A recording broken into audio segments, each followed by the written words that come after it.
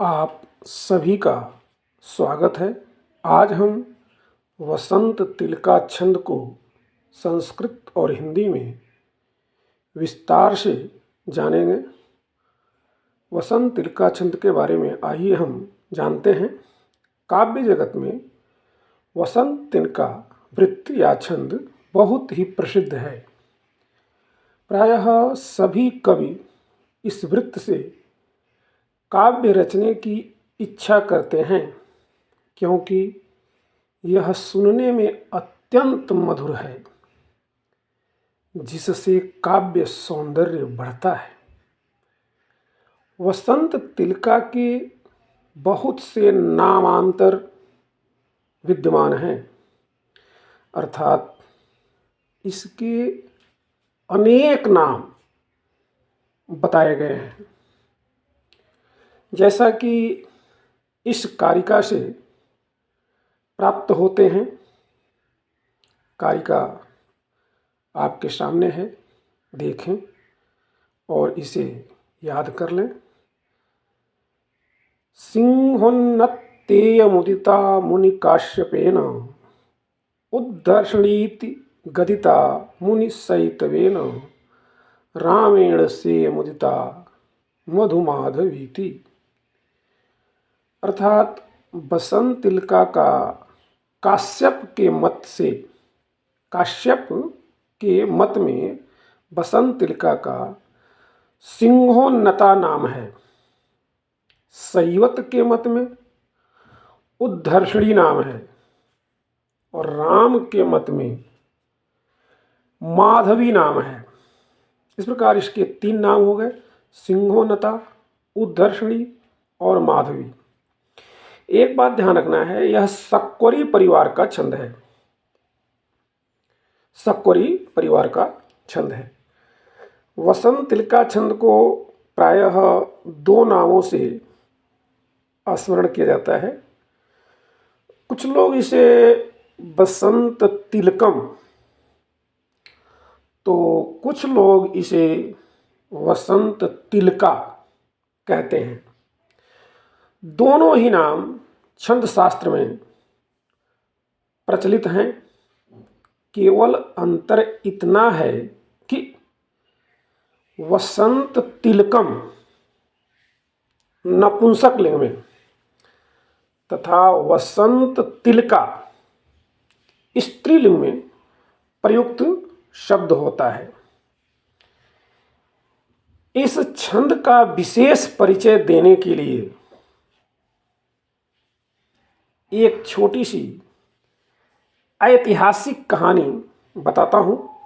आप इस कहानी को जब सुनेंगे, पढ़ेंगे, गुनेंगे तो पाएंगे, वाह, इतना महत्वपूर्ण छंद है यह घटना 11वीं शताब्दी के इतिहास में मालवा के नरेश भोजदेव जी के समय की है। आपको पता है, मालवा के नरेश भोजदेव जी थे। भोजदेव जी बहुत बड़े पंडित एवं विद्वान थे। उन्होंने 84 ग्रंथों की रचना किया था।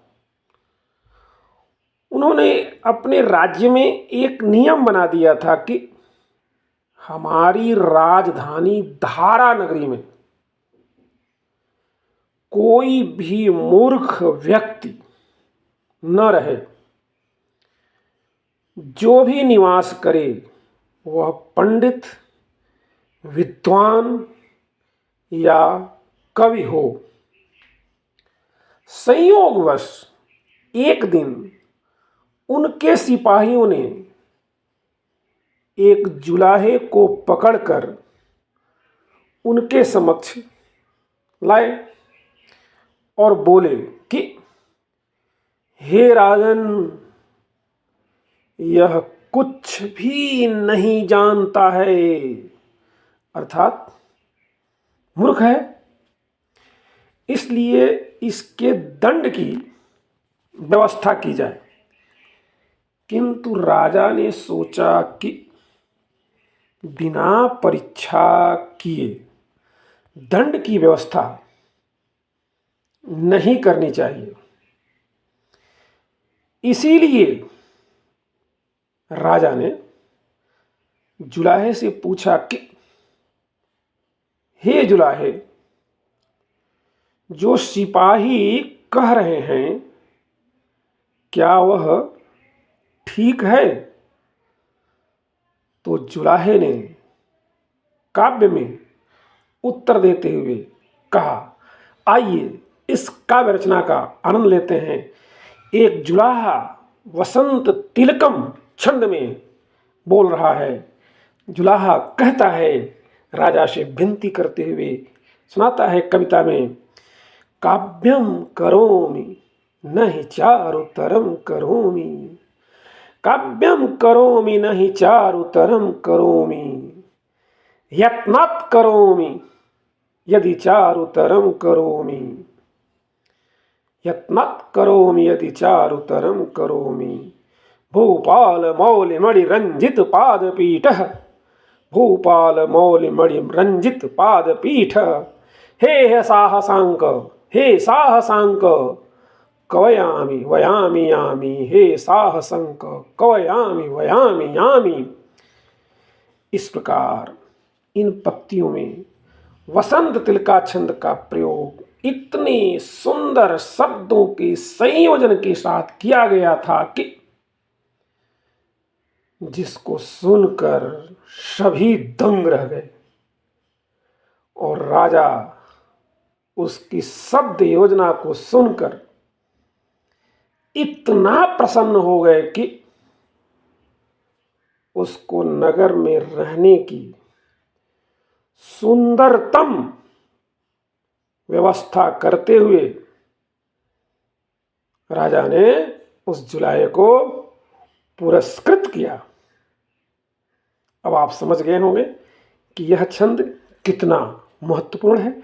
आइए अब हम विद्वानों द्वारा बताए गए बसंत तिलका के लक्षणों को देखें और इसके लक्षणों के आधार पर इसकी परिभाषा बनाएं। लक्षण बहुत ही स्पष्ट है, बहुत ही सुंदर लक्षण विद्वानों ने दिया है और इसके बारे में पहला लक्षण आपके सामने, उक्ता वसंत तिलका तभजा जगौगः, उक्ता वसंत तिलका तभजा जगौगः। सीधी सी बात है, तगण भगण जगण जगण गौगः जगण और दो गुरु। इसी बात को दूसरे विद्वान ने कहा है, गेया वसंत तिलका तभजा जगौगः। अब संस्कृत में ये दो विद्वानों ने अलग अलग ढंग से कहा, हिंदी में भी विद्वानों ने इसका लक्षण किया। बड़ा ही सुंदर लक्षण है, हिंदी में और सरल है। देखें, जानो बसंत तिलका तभजा जगागा। सीधी सी बात है, तगण भगण जगण जगण गुरु गुरु, ये इसमें वर्ण होते हैं। जानो बसंत तिलका तभजा जगागा। इस प्रकार इस छंद की परिभाषा हो रही है। अब इसकी परिभाषा को देख लें, जो लक्षणों के आधार पर परिभाषा बन रही है। जिस श्लोक या पद्य के प्रत्येक चरण में क्रमशः तगण भगण जगण जगण और दो गुरु वर्ण के क्रम में 14 वर्ण हों, उसमें बसंत तिलका छंद होता है। सीधी सी बात है, तगड़ भगड़ जगड़ जगड़ और दो गुरु, दो जगड़ दो गुरु, इस प्रकार 14 वर्ण होंगे तो बसंत तिलका छंद हो जाएगा। अब हम उदाहरणों को व्याख्या सहित देखेंगे,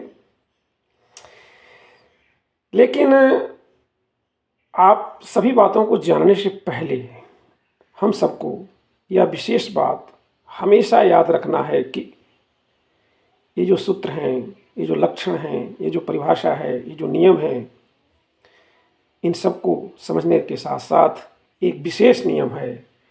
एक श्लोक के अनुसार, जो वह नियम श्लोक में बद्ध है, उसके अनुसार किसी भी छंद के, केवल बसंत तिलका नहीं, किसी भी छंद के किसी भी चरण का अंतिम वर्ण, ध्यान रखना है, किसी भी चरण का अंतिम वर्ण लघु होते हुए भी छंद की आवश्यकता के अनुसार विकल्प से हमेशा गुरु माना जाता है, अर्थात अंतिम वर्ण यदि लघु है और छंद कहता है यहाँ गुरु होना चाहिए तो उस लघु वर्ण को हम गुरु मान लेंगे।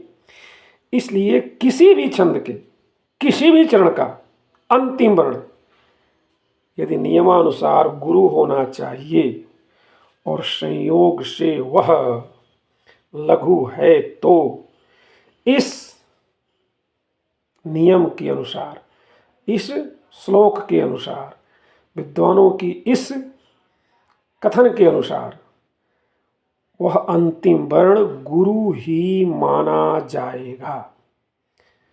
इसलिए आप इस श्लोक को तो एकदम कंठस्थ रखें और जेहन में बैठाए रखें। वह नियम विधायक श्लोक आपके सामने है। मैंने इसको कई बार बताया है, यह श्लोक याद रखना है। सानुस्वारश्च दीर्घश्च विसर्गी च गुरुर्भवेत्। ये कौन कौन से वर्ण गुरु होते हैं उसके बारे में यह बताया गया है। वर्णः संयोग पूर्वश्च तथा पादांत गोपिवा, यही बात है। पादांत गोपिवा पद के अंत में आया हुआ लघु वर्ण विकल्प से आवश्यकता अनुसार, उस छंद की आवश्यकता अनुसार गुरु हो जाएगा। आइए हम उदाहरण देखते हैं। बहुत ही सुंदर उदाहरण गणेश जी की वंदना है।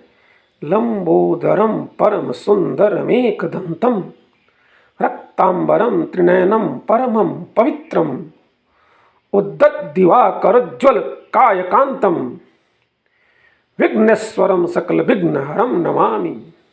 और यह नीतिपरक दोहा, नीतिपरक श्लोक आप सब संस्कृत में जानते ही हैं। बहुत ही सुंदर श्लोक है। पापन निवारयति योजयते हिताय। मित्र का बहुत सुंदर लक्षण है इसमें।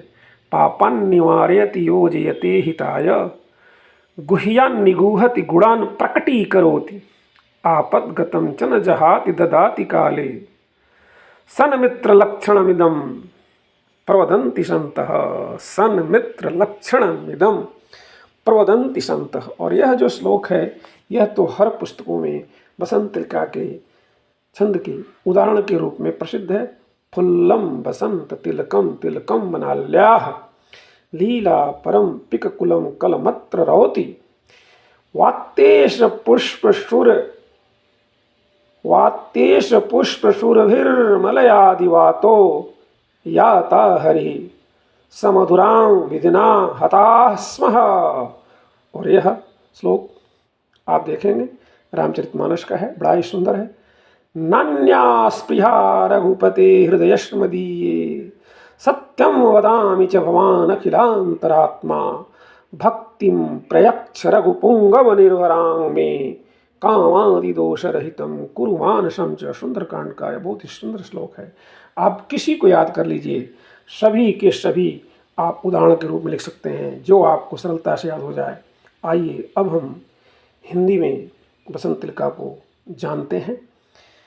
हिंदी में भी इस छंद के लक्षण एवं परिभाषा संस्कृत की तरह ही हैं, जैसा कि हमने आपको विस्तार से बता दिया है। आप उसी लक्षण को, उसी परिभाषा को लिखें, आपको अंक मिलेगा। कहीं से किसी की हिम्मत नहीं है जो आपका अंक काट सके। आइए हम हिंदी में एक दो उदाहरण देखते हैं। पहला उदाहरण है, बहुत ही सुंदर उदाहरण है। भूमे रमी शरद की कमनीयता थी, भूमे रमी शरद की कमनीयता थी, नीला अनंत नभ निर्मल हो गया था, नीला अनंत नभ निर्मल हो गया था। थी छा गई ककुभ में अमिता सिताभा, उत्फुल्ल सी प्रकृति थी प्रतिभात होती, उत्फुल्ल सी प्रकृति थी प्रतिभात होती। आइए यह उदाहरण नंबर 2 देखते हैं। प्राणी समस्त सम हैं यह भाव राखूं, ऐसे विचार रख के रस दिव्य चाखूं, हे नाथ पूर्ण करना मन कामना को। आहा, हे नाथ पूर्ण करना मन कामना को, मेरी सदैव रखना दृढ़ भावना को। हे नाथ पूर्ण करना मन कामना को, मेरी सदैव रखना दृढ़ भावना को, मेरी सदैव रखना दृढ़ भावना को। आप सभी को बहुत बहुत धन्यवाद। Thank you very much.